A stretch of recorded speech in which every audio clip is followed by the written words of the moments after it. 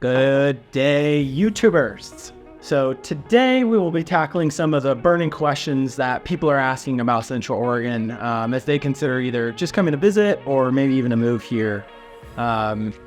It's a great place to live and also a great place to visit, and that's what I think makes it so charming.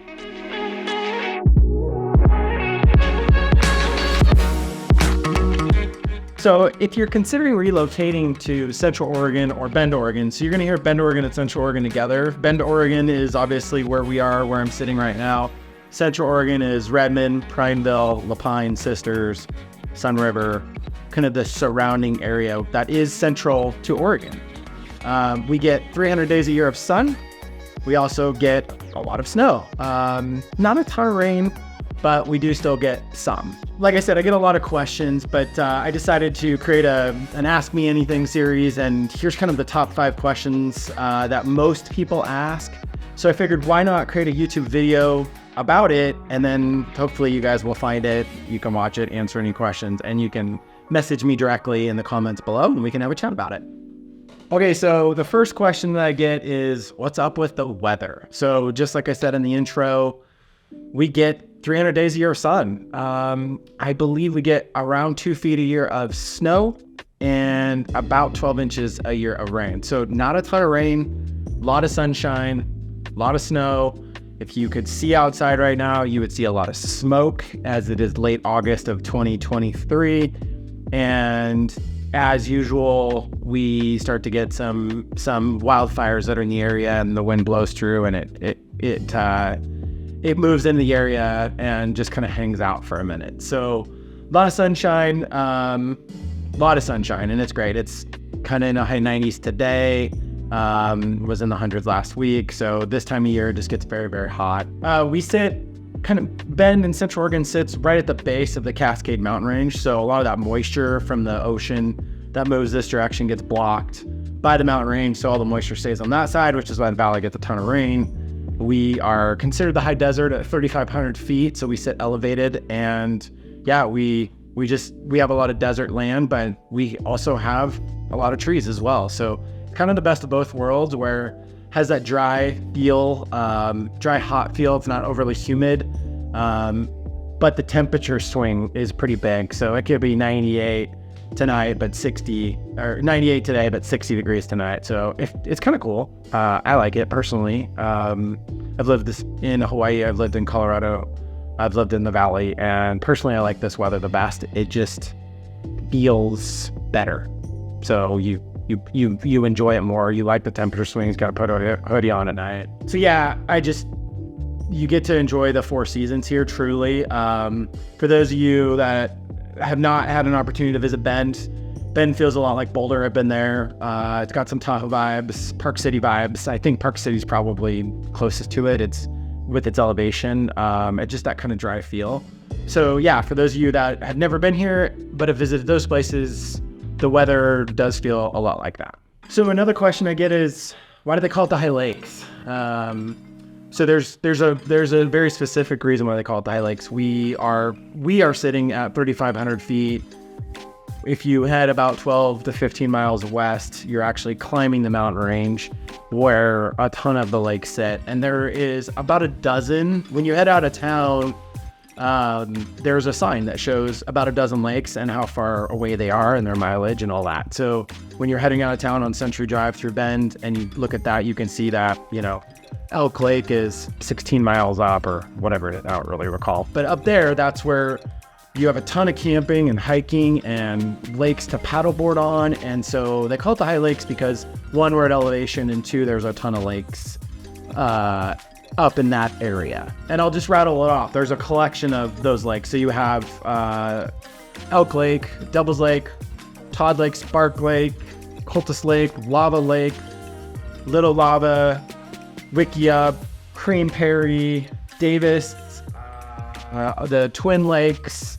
There's even Paulina and East Lake as well. So there's a ton of lakes. Every one of these lakes has some form of activity on it. Hosmer Lake, ton of activities on it. A lot of people will just take their inflatable paddle boards, do that, trout fish, go cruise around for the day, hang out. Elk Lake is probably one of my faves. You can go up there, stay at the cabin, They have a resort, they have floating docks. It gets very windy in the afternoon, so you can sail there. They have a restaurant there where you could just drive up for the day, hang out the lake in your swimsuit, grab a burger and a bite. They have cocktails, and it's just a great place for kiddos to hang out, or adults for that matter. However, in the Deschutes National Forest, and we are in Deschutes County, there are over 150 different lakes. So that's a lot of where that nickname, the High Lakes, came from. I would also mention that during the winter, a lot of those lakes freeze over and those trail systems become snowmobiling trail systems, which is spectacular. But during the summer, right now, you can hike any one of them. A lot of them are small loops, but during the winter, they turn into snowmobile trails, which is also just a ton of fun. So a lot of activity, a lot to do. And that is ultimately why we got the nickname the High Lakes. So I get a lot of questions about how the outdoor scene is here. Well, just like my intro, just like my must-dos on Sun River and Bend, there is a ton of stuff to do in Central Oregon. I get this all the time when people are coming in from California or the East Coast. We get a lot of East Coast transplants. What do I do? So what do I like to do? So I actually like to golf. I'm a big golfer. I like to play hockey. We have an ice rink just down the road, and it turns into a roller hockey rink during the summer. So I do both of those. Very much enjoy that. I'm also a pilot. I like to fly general aviation, and we have a really great airport for general aviation just a few miles east of town. I like to CrossFit. There's a handful of CrossFit gyms in town. If you're a CrossFitter, have been doing that for years and just love it. I love the community. I love the camaraderie. Certainly the concerts we have, if you watch some of my other videos, we showcase the Hayden Homes Amphitheater. Chris Stapleton, Dirk Bentley's coming up. We went to Bonnie Bear. We've been to Flogging Molly. Stone Temple Pilots, Smashing Pumpkins. We're there. So we've got this just wonderful community of outdoor activities and a concert series. Certainly the restaurant scene and just the kind of walking around scene with our pups. It's a very dog friendly town, so bringing your pups here and staying at the hotels, and literally they can be at your feet at most restaurants, and people welcome that, and people are very friendly and used to having dogs. So I would feel strange if I didn't have dogs and lived here, to be honest with you. So yeah, the outdoor scene, beat it to death, fly fishing, rock climbing, trail running, paddle boarding, skiing, snowboarding, mountain biking. It's all there, like golfing, beer drinking. It's all there for you. So watch some of my other videos and just check that out and tell me what you think. Love to hear what you like to do and what your experience. What I'd love to hear is make a comment below and tell me about what you like to do and what you've heard about Central Oregon and maybe why you want to visit or, live here and check it all out. Okay, next question. So I've heard there are 27 golf courses in the area. Yeah, the answer is yeah. So it's a mecca. It's a golf course mecca because we get 300 days a year of sun. Some of the courses will shut down for the winter, but a majority of them actually stay open. Architecturally, you kind of run the gamut. So if I belong to Tetra. So Tetra is a golf club just up the mountain a little bit.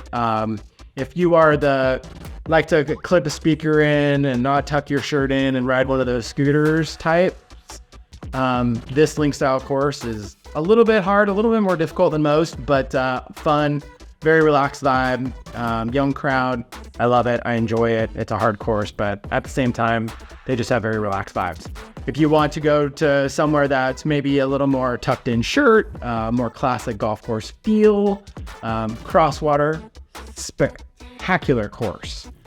Difficult, that fescue's so tall, but at the end of the day, it's a spectacular course. It crosses the Deschutes River and then also just has Mount Bachelor in the backdrop.